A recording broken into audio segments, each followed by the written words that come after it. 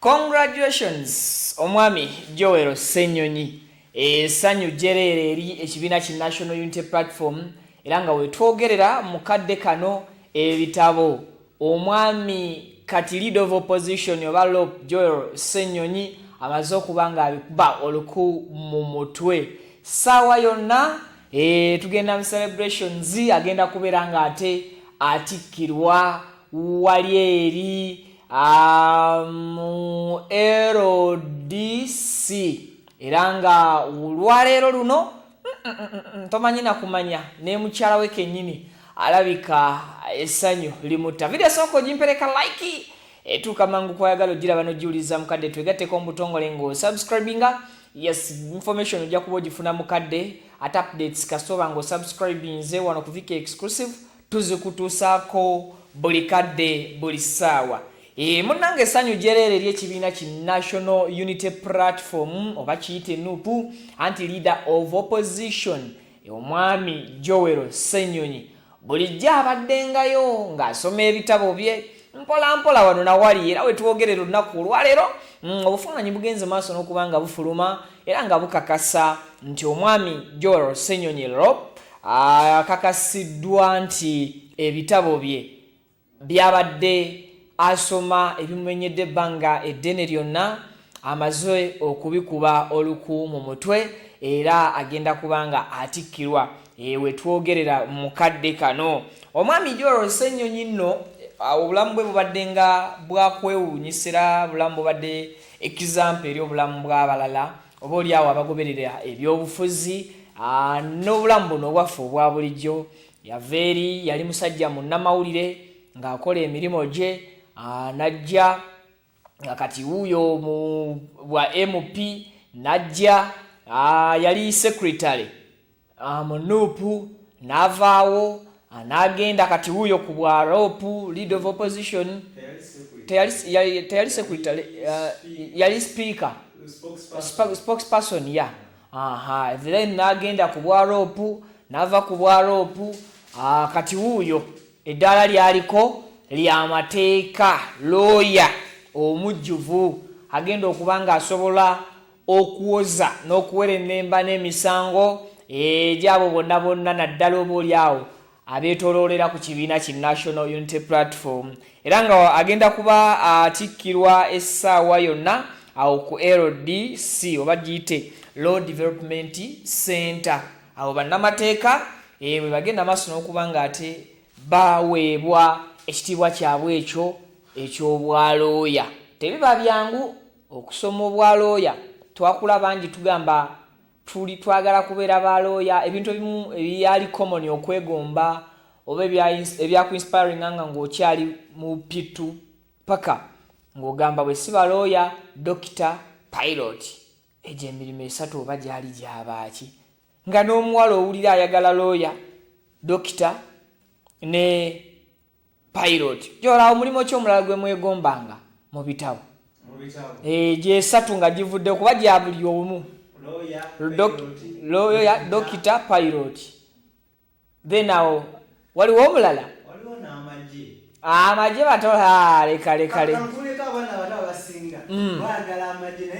buli gye bongera okukula bakyawa amagye. So omwami Joel Ssenyonyi congratulations era omukyala alabiddwako nga musanyufu and of course mikwano gya Joel Ssenyonyi nagyo girabiddwako nga essanyu libabuganye olw'ekyo omukulu Lop kyamaze okuba nga atuukako olunaku olwaleero. Tebeera byangu and of course omuntu bw'aba asoma naddala mu positions nga zino abasajja ze balimu kibeera kimpooze era twekanga bwekanzi nti omusajja akoze eki nti omusajja atikiddwa ate awaali oba kyaliko kyasomye kirooto ky'abangi kuva mu buto newankubadde abagezezaako okukituukiriza be batono nando bangi abagezaako okukisoma bakifuuka oba bakibe ne bagwanna emirundi mingi simanyi oba amateeka galimu kimulimu abagwa emirundi esatu n'agwa ogusooka n'agwa ogwokubiri n'agwa ogwokusatu era looya bwakusabanga emiliyoni ya ssente muwe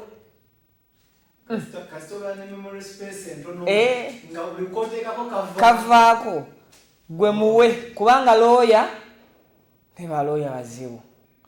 Lawyer asooka kubuuza kuzza bbali mu kafunda n'akubuuza sooka ombuulire guli gutya wasse tewasse n'omugamba ekyamazima nali mu kaseera ka kazigizigi natuga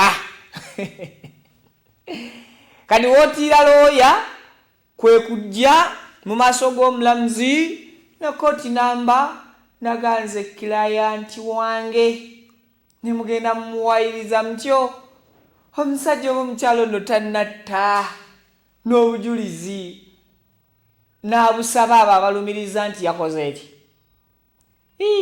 naye Mukama Katonda. Anyway, waliwo balooya abakola omulimu omulungi nga bo always babeera ku kituufu, babeera ku sayidi y'abanyigirizibwa, and of course batera okuwangula n'okuzza essuubi mu abo ababeera abali kunyigirizibwa mu kaddako. Manya amateeka amazibu okuviira ddala wano ng'ogasoma n'okuviira ddala kwona akola omusango ogugwa mu sayidi z'amateeka. Osobola okukola ekintu ng'olowooza kye kituufu, at the end of it n'obunzika nga obadde ng'okola kikyamu singa baba bakutaputidde amateeka.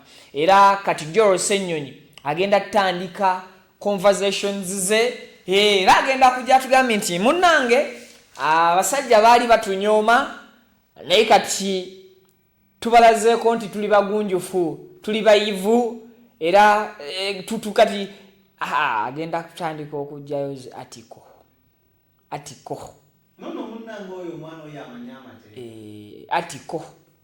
Naye kaakati ekibiina kinuupu kati kiggumidde, era Joel Ssenyonyi awo waali zaabu. Abasajja bangi abali mu position ye ey'obwalooya nga bakola ebityoboola ebitiibwa by'abalooya, naye ate bangi nnyo abali mu position eyo nga bagikozesa bulungi.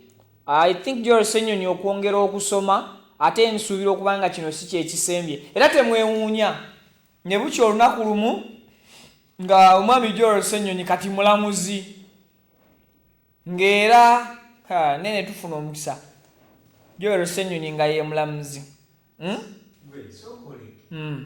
Okimanyi nti n'okwendeteeka okuba ng'erina kyebala kyetutalaba okugeza Mpuuga abadde lawyer n'avaawo Joel Ssenyonyi abaana atera okudikwa Mpuuga n'akola ki n'asikamu n'oku yatandika y'abayaayi nga beetaaga abasomyeko, then kati weeri y'abayivu kwe kusembeza abasomyeko.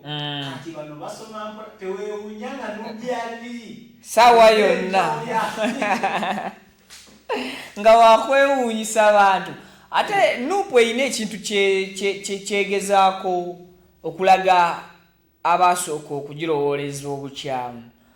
Yasooka n'ejjawo ekyabayaaye completely, nesooka ekubiriza buli munnanuupu okufuuka omufumbo. Awo ne bakatira, era okusanga owa nuupu ng'ali mu position waggulu eyo nga si mufumbo kizibu oba kitono. Basooka ne bafuuka abafumbo, emikolo ne tugiryawo kumukumu. Kati ke kaseera ka kulaba bitabo ki kumukumu. Kubamu akafaananyi nga akalulu akaddako 2025 tugenda okulonda, bamala mwami Kyagulanyi ne mwami Museveni akalulu, nga era mwami Kyagulanyi agamba bakabbye. Nga mwami Kyagulanyi agamba akalulu bakabbye. Kati nga mukadde ako 2025 Joel Ssenyonyi yafuuka dda mulamuzi. Mpuliriza kati nga oyo omulamuzi yali ku kooti esembayo ensukkulumu, high court. Kati nga mwami Kyagulanyi atwala omusango mu kooti erimu Joel Ssenyonyi. Kati olwo ne mwami Mathias Mpuuga naye y'omu ku bali ku high court. Abalamuzi si babiri, high court tetulaba abalamuzi 6 baba 7. Kati nga kuliko Joel Ssenyonyi kuliko ne Mathias Mpuuga nga mwami Kyagulanyi yatutte omusanga awabira mwami Museveni nga musango gwe batwala gwa kubba kalulu kakati nabbi nga kano ka designated service designated survivor kenyini kuba anyway byebyo congratulations mwami Joel Ssenyonyi Viki exclusive tukwagaliza bisinga bisima byerere buli kimu kitambule bulungi atakumira mpera abansinkanye mu updates ezidako mweraba